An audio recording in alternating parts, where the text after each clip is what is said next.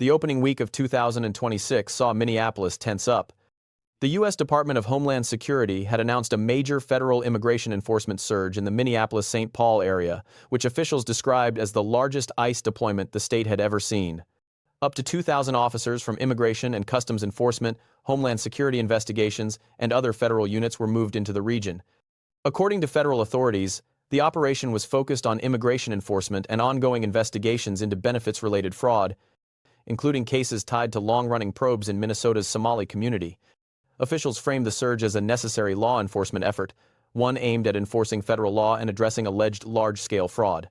But on the ground, the effect was immediate and unsettling. Unmarked vehicles began appearing on residential streets. Agents in tactical gear moved between neighborhoods, sometimes without clear identification. For many residents, especially in immigrant communities, the scale and visibility of the operation felt unfamiliar and intimidating. Word spread quickly that ICE was active again, and in far greater force than before. Some residents began watching the agents' movements. Others warned neighbors, filmed encounters, or simply tried to understand what was unfolding in their own streets. The atmosphere was tense, uncertain, and charged with fear. It was into this environment that Renée Nicole Good drove on the morning of January 7. Good was a Minneapolis resident, a U.S. citizen, and a mother. Earlier that morning, she had dropped her child off at school and was driving back through her neighborhood. She was not the subject of an arrest warrant, and there is no indication that ICE was targeting her in any way. At some point during her drive, she encountered federal agents operating nearby. What initially drew her attention is still unclear whether it was blocked streets, agents moving between vehicles, or concern for others in the area.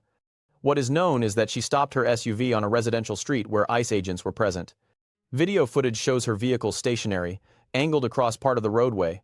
Agents approached. An interaction began. What followed unfolded quickly, and it is at this point that accounts begin to diverge. Federal authorities later stated that agents issued lawful commands and that the situation escalated when the vehicle began to move.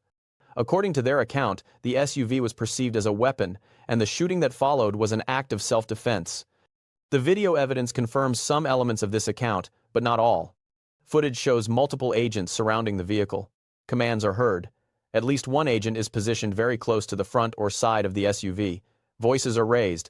The scene is tense and confused. What the footage does not provide is a clear, uninterrupted view of intent either on the part of Renée Good or the agent involved. Good did not exit the vehicle. Instead, the SUV reverses briefly. Then it moves forward, turning as if to leave the street. In those few seconds, perception becomes decisive.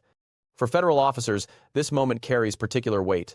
Law enforcement agencies, including ICE, have long treated vehicles as potential deadly weapons.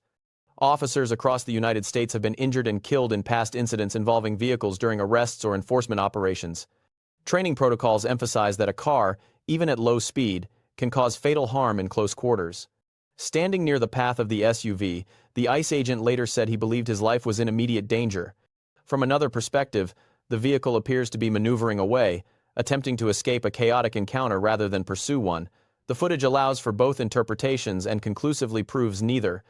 What is clear is that the agent fired multiple shots into the vehicle as it moved. Renée Nicole Good was struck.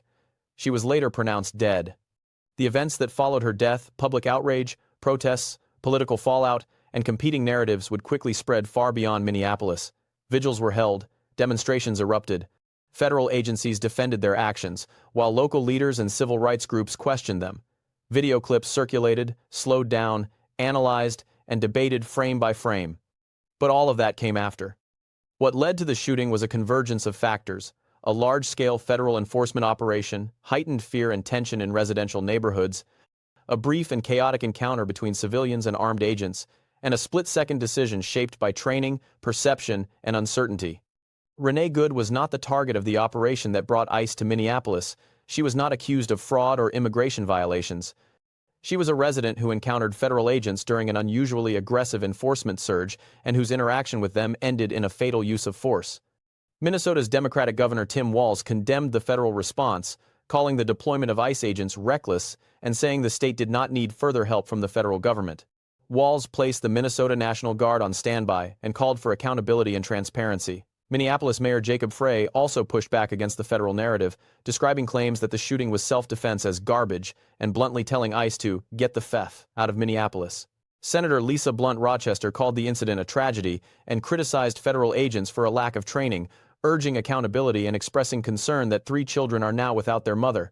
Meanwhile, civil liberties groups and protest organizers like Indivisible and the American Civil Liberties Union, ACLU, mobilized demonstrations under the banner ICE Out for Good, drawing thousands in Minneapolis and across the country.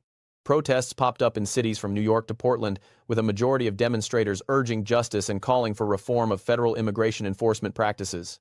The investigation continues, seeking to determine whether that force was justified under federal policy or whether it was the tragic result of a situation that spiraled beyond control.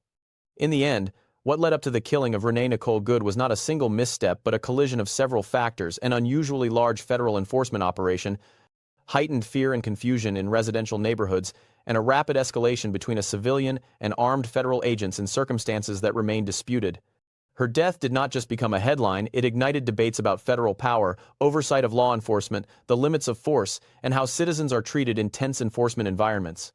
What remains undisputed is that one ordinary morning, in the middle of an extraordinary operation, ended with a life lost and a city forced to confront what happens when fear, authority, and seconds collide.